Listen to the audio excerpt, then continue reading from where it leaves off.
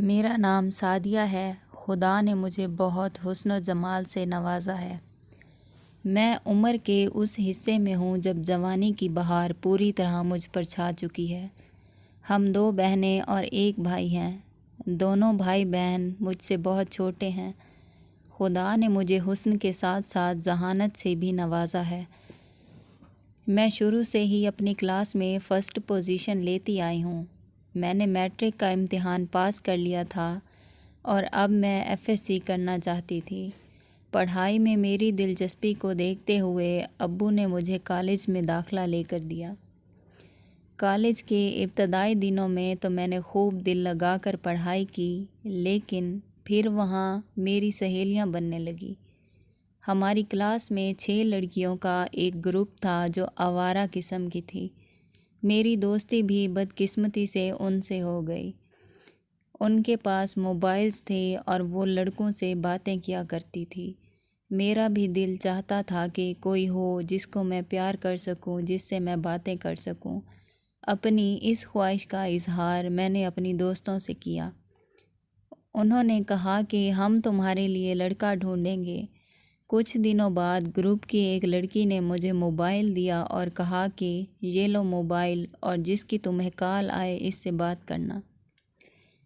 میں بہت خوش ہوئی۔ گھر گئی تو رات کو میں نے وہ موبائل بیگ سے نکالا، دیکھا کہ کسی نمبر سے بہت سارے میسیجز آئے ہوئے ہیں۔ میں نے ان میسیجز کا رپلائی کیا۔ اس لڑکے کا نام وقار تھا۔ شروع میں تو ہماری گفتگو صرف پڑھائی، فیوچر پلانز اور پسند ناپسند کے بارے میں تھی، لیکن ایک وقت آیا کہ ہم دونوں نے ساتھ جینے مرنے کی قسمیں کھا لی۔ وقار مجھے اکیلے ملنے کے لیے ضد کرتا تھا، مگر میں ایسا نہیں کر سکتی تھی۔ وقار مجھے نازیبا ویڈیوز کی لنک بھیجا کرتا تھا۔ جب میں ان ویڈیوز کو دیکھتی تو میرا بھی دل کرتا تھا کہ میں وقار کو ملوں اور ہم ایسا کریں۔ ایک دن میرے ماموں بہت بیمار ہو گئے اور باقی گھر والے ان کی عیادت کے لیے چلے گئے۔ میرے پاس میرا چھوٹا بھائی تھا جو کھیل کود میں مشغول رہتا تھا۔ میں نے اپنے بھائی کو اس کے دوستوں کے گھر بھیج دیا اور گھر وقار کو بلا لیا۔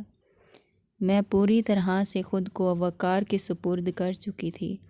ہمارے بیچ شرم و حیا کا کوئی شائبہ نہ تھا۔ وقار نے آتے ہی مجھے سینے سے لگایا۔ کچھ دیر بعد اس نے مجھے بیڈ پر لٹایا اور اپنے کپڑے اتارنا شروع کیے۔ وقار نے کچھ بات کرنے کے لیے منہ کھولا تو میں نے اپنے ہونٹ اس کے ہونٹوں پہ رکھ دیے۔ میں لذت کے مارے سسک اٹھی۔ پھر ہم نے ایک دوسرے کے جسم سے کھیلنا شروع کر دیا اور اپنے سارے ارمان پورے کیے۔ کچھ دیر بعد ہم دونوں پرسکون ہو گئے۔ اس وقت جو لذت مجھے محسوس ہوئی میں اسے لفظوں میں بیان نہیں کر سکتی۔ ابھی وقار اور میں کمرے میں ہی تھے کہ باہر بیل بجی۔ میں نے وقار کو گھر کی چھت پر بھیج دیا اور کہا کہ جب امی لوگ اندر آئیں تو تم سیڑھیوں سے اتر کر گیٹ سے باہر کی طرف نکل جانا۔ جب میں امی کو لے کر اندر آئی تو دیکھا کہ ابو تو ابھی اندر آئے نہیں۔ اتنے میں وقار چھت سے اتر کر گیٹ کی طرف بھاگا اور سامنے سے ابو آ گئے۔ وقار بہت تیزی کے ساتھ گیٹ سے باہر نکل گیا۔ ابو کو پتہ چل گیا تھا کہ کوئی لڑکا مجھے ملنے آیا تھا۔ میرے ابو کو وہیں دل کا دورہ پڑا اور اسپتال جانے سے پہلے وہ اس دنیا سے چلے گئے۔ میں خود کو کبھی معاف نہیں کر سکتی۔ کچھ عرصے بعد میں نے وقار سے دوبارہ کانٹیکٹ کیا اور کہا کہ وقار، تم مجھ سے شادی کرنا چاہتے تھے نا؟ ہم نے ساتھ جینے مرنے کی قسمیں کھائی تھی۔ پلیز تم اپنے گھر والوں کو بھیجو ہمارے رشتے کے لیے۔ لیکن وقار پہلے والا وقار نہیں تھا۔ اس نے سوالیہ انداز میں کہا کہ میں تم سے شادی کروں؟ پھر وہ زور زور سے ہنسنے لگا۔ میں نے فون بند کر دیا اور آج تک کبھی وقار کو کال یا میسیج نہیں کیا۔ میں آج بھی شرمندگی سے بھری زندگی گزار رہی ہوں۔ میری ماں اور باقی گھر والے مجھے اپنے باپ کی قاتل سمجھتے ہیں اور میں قاتل ہوں بھی اپنے باپ کی، کیونکہ میں نے ان کا اعتبار توڑا ہے، ان کے سارے خواب چکنا چور کر دیے۔ میں خود کو کبھی معاف نہیں کر سکتی۔